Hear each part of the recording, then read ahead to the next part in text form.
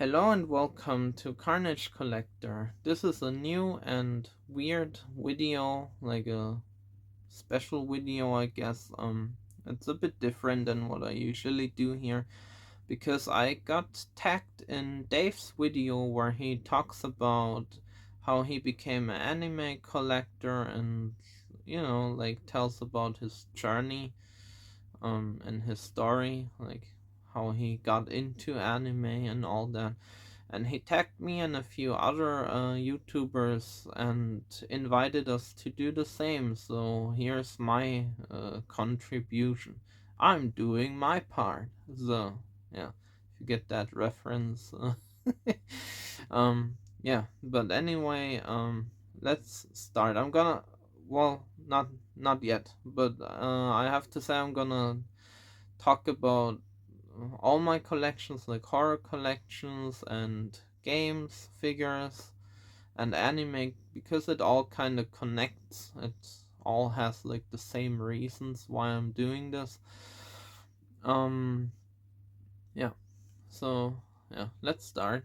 Uh, I was always a kind of like weird kid and liked spooky things and monsters and stuff. I was always drawing monsters, and I like to watch cartoons like The Monster Farm or um Count Dracula or like anything else with monsters. I also watched different things, but the monsters were my favorite, and I was kind of always like on the villains' side uh, with other cartoons. So, yeah, uh, yeah.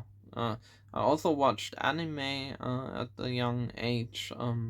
Most of the time I watched like things like Dragon Ball or Pokemon, Digimon, Flint Hammerhead, or Monster Rancher. Like those things aired on a TV program, like on a TV station called RTL2, which was a German, or still is a German TV station. And yeah, they had a little anime section that I used to watch, like probably a lot of people in my age here in Germany. So yeah, I used to watch that stuff, but at some point I also discovered on another. Oh, first of all, because I was a huge Dragon Ball fan, my mom got me those VHS tapes, which are basically like my first anime I ever had. So yeah, it's the Dragon Ball Z movies, two of them. So those are my oldest items in my collection, I guess. Yeah. So I watched a lot of that, but then later I discovered on a different channel. I think it was Viva or MTV. I'm not sure, but I'm pretty sure it was Viva. They were running like adult anime, I guess. At least like, yeah, late at night, but I was not allowed to watch them, and that always kind of pissed me off as a kid. Yeah, but I was in elementary school. I had to go to sleep early and wasn't allowed to watch them really. But those two animes were Helsing, which I later picked up, and Gundam Wing, which I still have to watch. I watched quite a few Gundam animes, but I haven't watched Wing yet. Um, yeah, but Alucard was back in my head like for a long time, like till I was adult and got internet, because we didn't have internet for a while. Like I got an internet connection when I was 17, I think. That's when we got internet, and then I got to look online, search online for animes and stuff, but we'll get to that. So we're not quite there yet. But yeah, where was I? Yeah, I've seen those animes and they were back in my head the whole time, but at some point my mom, she is really cool. Like she let me watch horror movies and stuff, uh, that were not for my age yet, but she was okay with me watching them and getting me anime and stuff, like in a video rental store. We used to go to that one quite a, quite often. So, and there was one anime that I've seen in there that I wanted to watch. It was Vampire Hunter D, because I was really into vampires and monsters, and but more vampires because of Castlevania. Um, because I was a huge Castlevania fan since my brother, my older brother, who also had a big impact on me, like, which I'm gonna tell about in a bit. He had a big impact on me and got me Castlevania for my birthday. It was Circle of the Moon for the Game Boy Advance, and that really like had a long lasting impact. I'm a big Castlevania fan. I have to have everything Castlevania. Yeah, and that also made me interested in this anime, and I've seen it as a kid, and it was amazing. It was like the first adult anime that I've seen. And yeah, that kind of showed me how cool anime can be, but there was not a whole lot more there in this store, so I kind of forgot about anime while I was a teenager.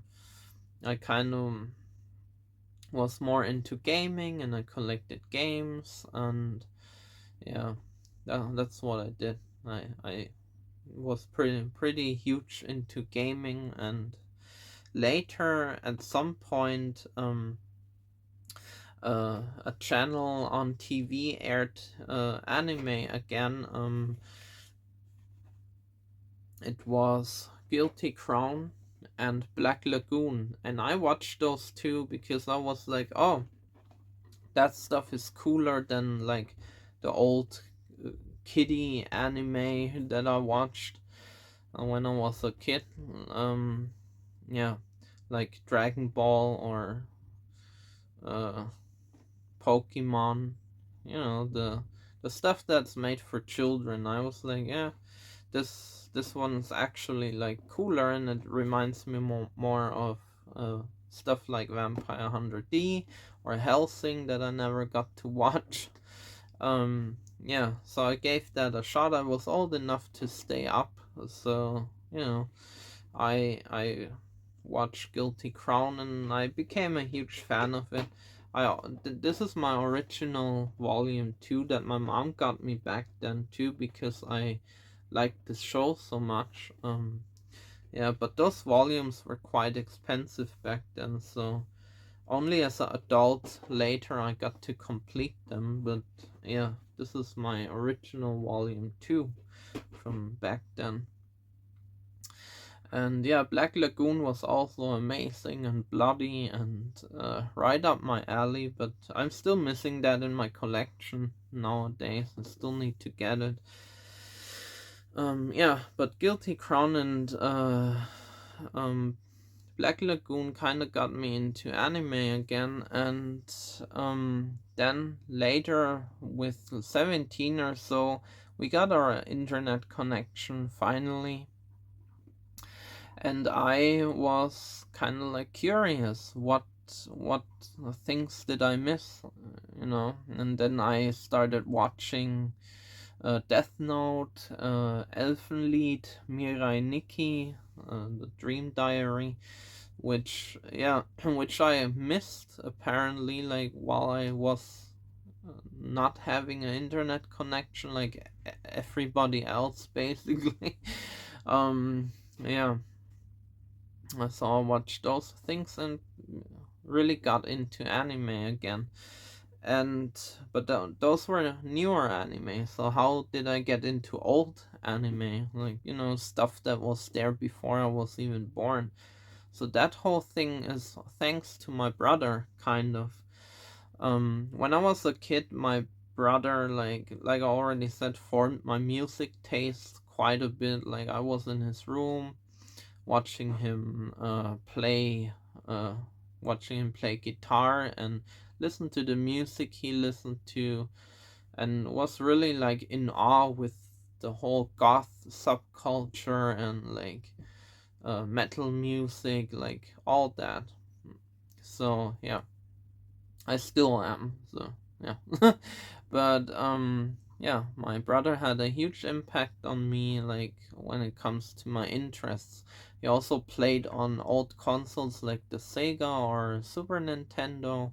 That's how I got interested in old games and older games and arcade games, because I was always, even later as an adult, thinking about those cool games that he played. And I grew up with a Game Boy first, which also had like a Game Boy Advance, which also had like things like the before mentioned Castlevania and pixely games. That's why I'm really into those pixel 16 or 32-bit games.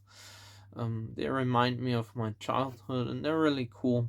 Um, yeah, and he also had a lot of old toys like Ninja Turtles, Ghostbusters, Transformers, like yeah, and he one day he came by our apartment, and he gave all his old toys to me when I was a kid. Like, and that was like Christmas, but like birthday Christmas and everything at once. Like it was just amazing. Like this huge bag, like it was like uh, as big as a human, and it was filled with toys and all kinds of amazing things that I still have and take care of to this day, and they're part of my collection now. Yeah, so this always made me interested in things from the 80s and 90s, like Transformers, Ghostbusters, Ninja Turtles, all that kind of stuff. Um, yeah, so when I had an internet connection, I also looked up those kind of things, like old games, old toys, and I subscribed to many channels like the Angry Video Game Nerd, for example. But the biggest one that also formed my interests was the Happy Console Gamer. So yeah, he- through him I discovered a lot of old games that I wanted to play, like, and also old anime, because there were a few that he mentioned quite a few times, like Bubblegum Crisis or Macross or Megazone, or like those older ones. And I really liked the art style of those anime because they reminded me of those older games. Like, for example, like if you look at old games like the old Street Fighter ones or the Fatal Fury games, Samurai Showdown, and um Gao Kaiser, or like even the old RPG games like Chrono Trigger and what else, like Assault Suit Valken and all those things. I like that art style already, and those anime kind of like reminded me of that, and I was like, wow, what the fuck, like I missed all those amazing things and I have to watch them. And then I looked up YouTube channels that were specifically talking about old anime and like showing off their collections, and I was like, oh, that is amazing, having a collection like with all those anime that I missed. And I always enjoyed physical media more than digital. It was already when I collected games I wanted the stuff physical, because it's like a whole different feeling if you're making a whole little event out of it, like a ritual. Like you're waiting for this thing, you're getting it, you're opening the packaging, you look through the booklet. Well, while the games still have booklets nowadays, some of them have, but not a whole lot. But yeah, but it's amazing having that thing in your hand and just putting it into the console or the player, Yeah, and make an event out of it, like get someone to watch it with, like, yeah. In my case, the animes and stuff were always like a kind of like a family thing too. Like when I get something, I got my mom to, I got friends, like we all watch it together. So yeah, I show my friends the anime now. I show my girlfriend, who will also be my wife soon. So that's news. I'm showing her anime because, like, like I want to share the amazingness of all those things with the people I love. So yeah, and maybe they discover cool things too, uh, through my collection. So yeah, because that's what the things are there for. Like I don't buy them just to watch them one time myself and then they collect dust in a shelf. Like I take care of them. Like I buy those reflective, like plastic cases because they look pretty and protect the DVD cases and stuff. But at the end, they're there to watch and be enjoyed. So yeah, I'm trying to get the most out of that, as possible. That's why I made this channel too. Wanted to give those things that I get an extra purpose. So, and I want to show people old animes that they might have missed, just like me, where they were like, oh, I didn't know that thing exists, or, you know, like, what? There's a Starship Troopers anime? Like, yeah, there's a Starship Troopers anime. Or like, what? There are like other things like from Akira Toriyama, like Goko Akman, or like obscure things. And that also brings me to, like, when I collected those anime, it was also a cool hobby because you can get a lot of those anime pretty cheap. Like not all of them, there are like really expensive ones, but most of them you can get pretty cheap here, um, which was an amazing, amazing contrast to collecting action figures or retro games, which is like really expensive. So I don't even own retro games. I played them through emulation. I collected Xbox 360 games and PlayStation games because, like, you can't afford those Super Nintendo or Sega games anymore. But yeah, I played those through emulation. Yeah. Uh, yeah. Where was I? Uh, I forgot where I was. Well, anyway, that happens when I talk live in front of the camera. But anyway, anime was a cheap hobby for me, and now I have all the things that you can get cheap. So now it's kind of harder to get